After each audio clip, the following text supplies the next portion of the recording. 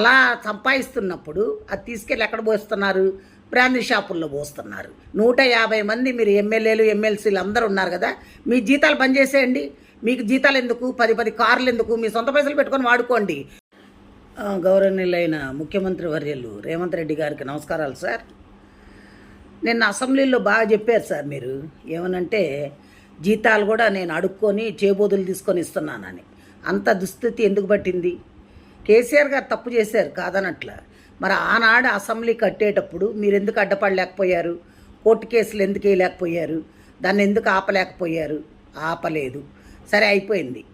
మేము ఎంప్లాయీస్ కట్టే ట్యాక్సీలతోటి మిమ్మల్ని ఉచిత పథకాలు ఎవడు పంచమన్నాడు? ఉచిత పథకాలు ఎందుకు? ఉచిత పథకాలు ఇచ్చి మా జీవితాలు నాశనం చేయమని చెప్పినోడు ఎవడు లేడు కదా. ఎవరు చెప్పారు మీకు? ఉద్యోగస్తులకు బడ్జెట్ ఉంటుంది కదా. మా జీతాలు మాకున్నప్పుడు మాది మీరు ఇంకా అడుక్కునేది ఎందుకు? వేరే దానికి ఎందుకు ఉపయోగిస్తున్నారు? ఫ్రీ బస్సు ఎవరు పెట్టమన్నారు?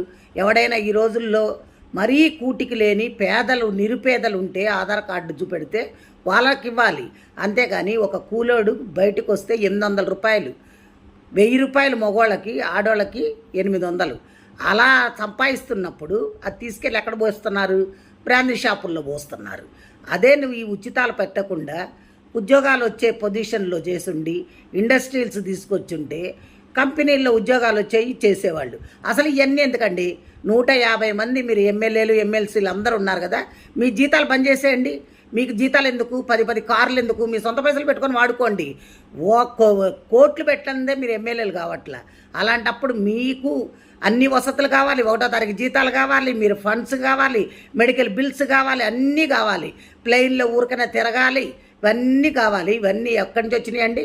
ప్రజల సొమ్మండి, మేము కట్టే ట్యాక్సులు అండి. మా ట్యాక్సుల పైసలు మిమ్మల్ని ఉచితాలుగా వాడుకోమని చెప్పినోడు ఎవడు? ఏ రాజ్యాంగంలో రాసిందో చెప్పండి.